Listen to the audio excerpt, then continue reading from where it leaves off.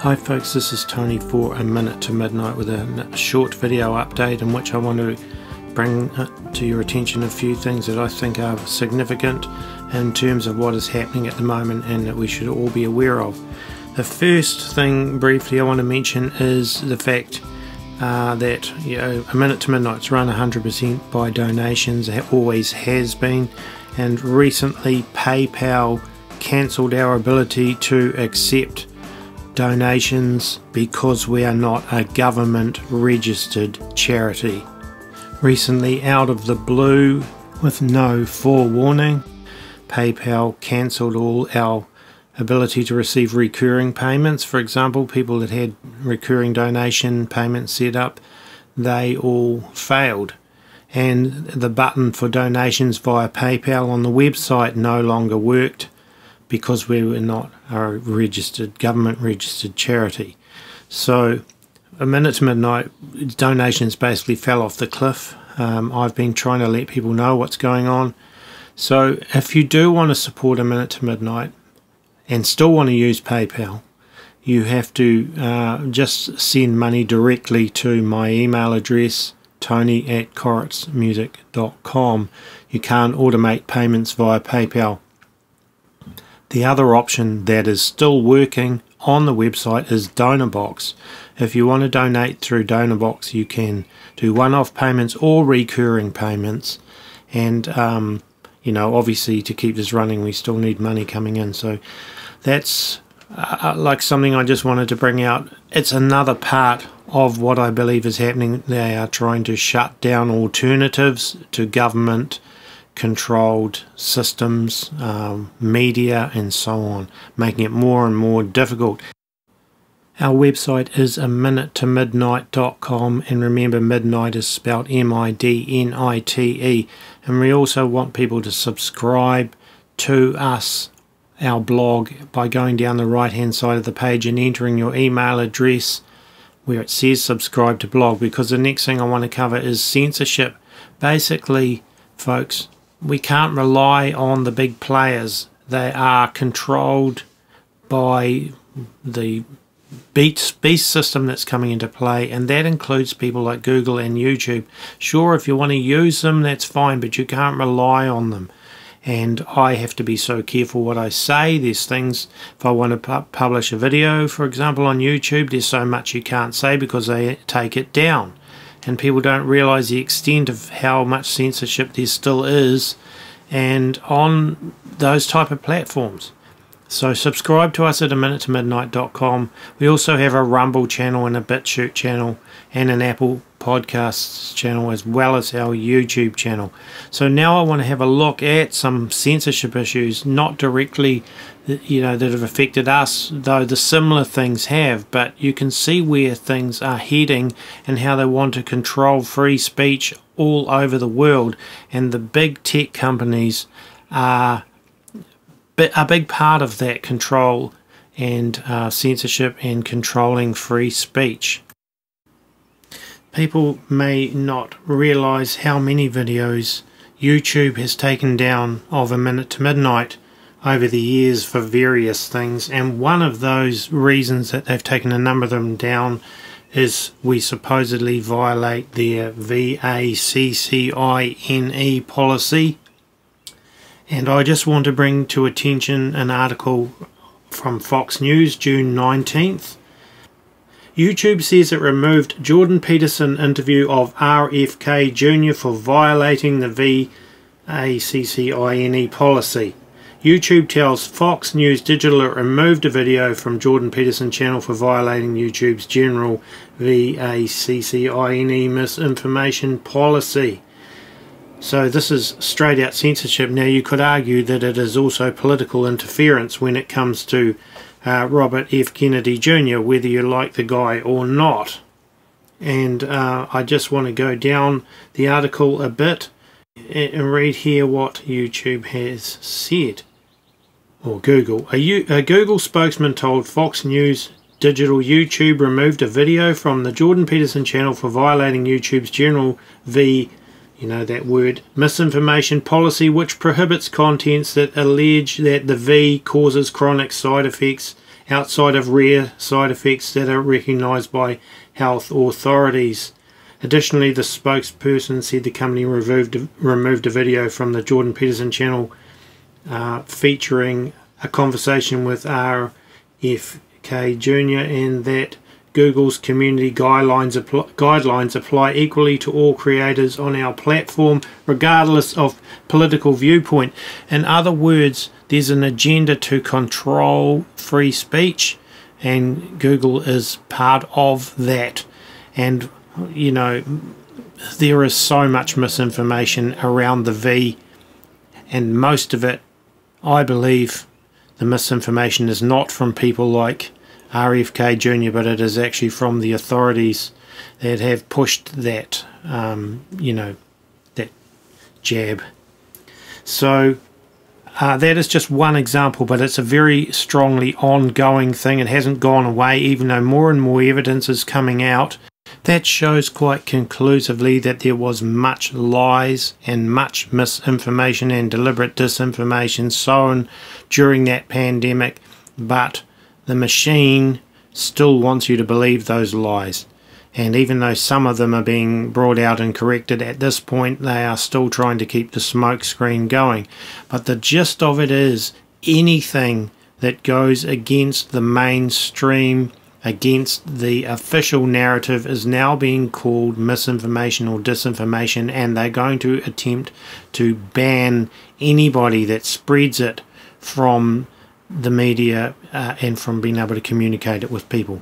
Same as they're doing in schools with another issue at the moment, which is another whole thing, but you can't even question that agenda. You know, the word is a bunch of letters that begin with LB and have a T in there somewhere, and here we go. Yeah, this is going to only get worse. We need to realise it, folks, but what people need to realise is how much stuff is being censored that they're not actually hearing unless they go to alternative media, which of course the machine, the beast, is trying to shut down and control to the nth degree.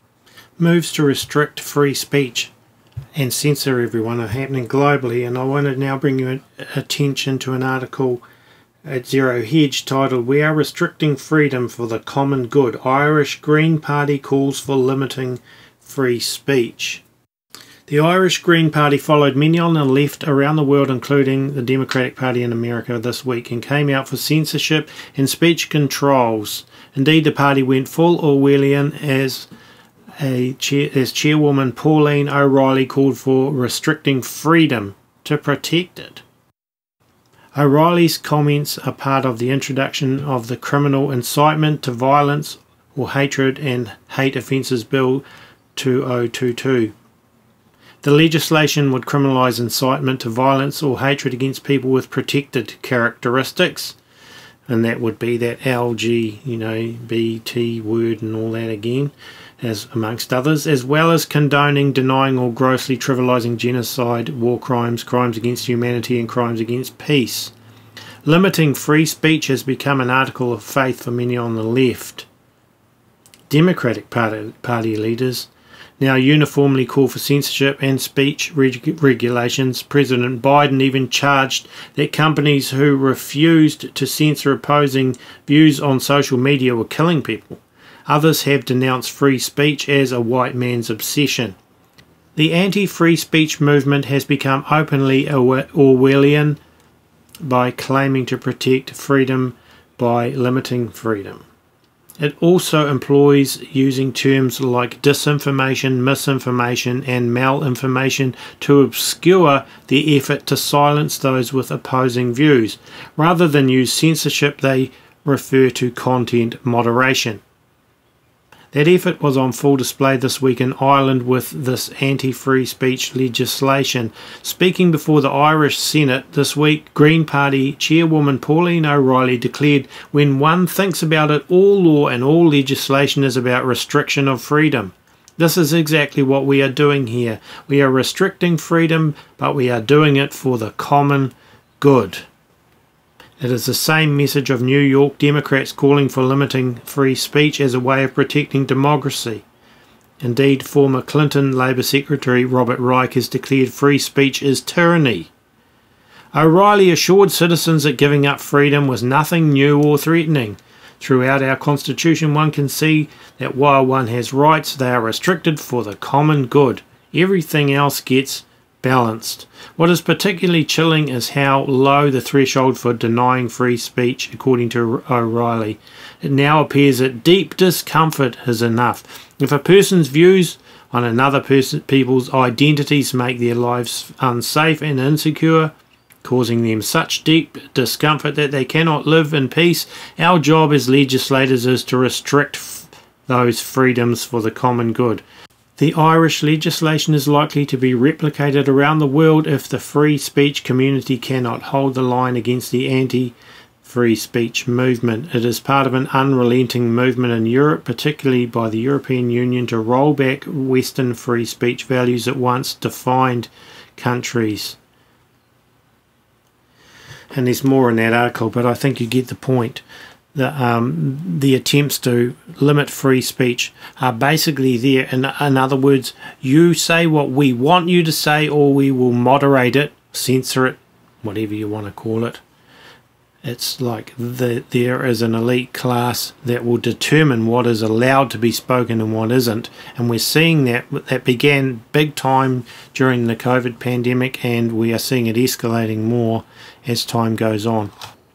Restricting free speech has been a hallmark of all dictatorial regimes throughout history, and this time it is becoming a global dictatorial regime that is seeking to implement this. And it is a slippery slope that we are on at this point in time. The World Economic Forum and the UN are two of the powerful institutions behind moves such as this as well, and they will attempt to tie all of this in with a person's social credit score and indeed their bank accounts and their ability to purchase and so on. And in May 2023, the United Nations launched a policy titled A Global Digital Compact, an open, free and secure digital future for all, which doesn't that sound wonderful till you really delve into it and realise what it is.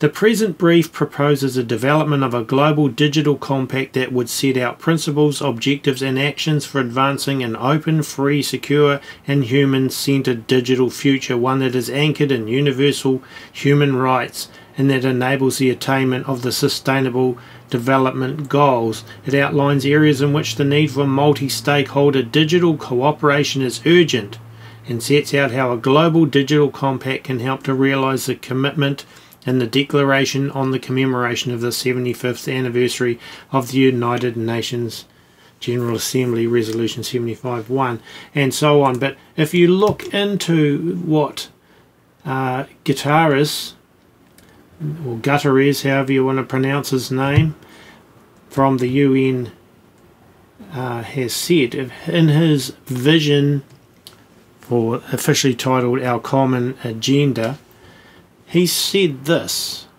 from the report: digital IDs linked with bank or mobile money accounts can improve the delivery of social protection coverage and serve to better reach eligible beneficiaries. Digital technologies may help to reduce leakage, errors and costs in the design of social protection programs. So there will be part of your censorship and your social credit score and so on. So the digital ID they want to launch, and they're I think aiming for September 2024, to be linked with bank and mobile money accounts. So they can basically, with CBDCs, programmable CBDCs, they can look to control what you can and can't spend your money on, or indeed if they'll let you spend it on anything, or if you'll be banned, ostracized if you hold views that are opposing the WEF and the UN and such institutions as those.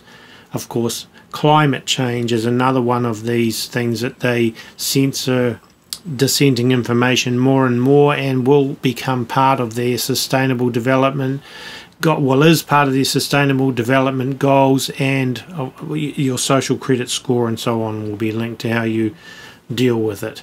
That's all the goals that they have in this. Well, it's not all of the goals, they have more, but these are part of their goals and why they are censoring people, because they want to control everyone to fit into their vision, their system, and to ostracize anyone that doesn't toe the line.